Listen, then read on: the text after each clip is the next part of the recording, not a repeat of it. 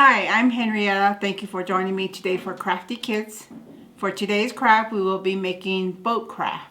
For supplies, you will need paint, poo noodles, recyclable Tupperware plastic bowls, or you can use a bottle and you can cut the bottom part to make a boat that will float in the water. You will need Crafty sticks and some straws that you will cut in half. And you're also going to need foam sheets.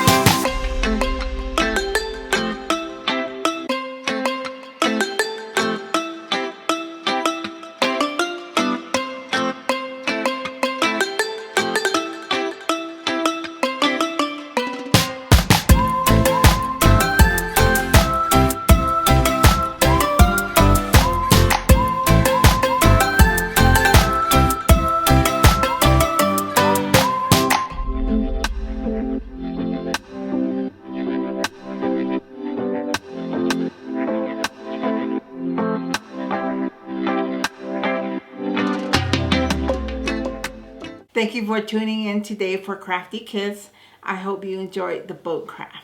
Please follow us on YouTube, Facebook, and Instagram for more OFPL programs.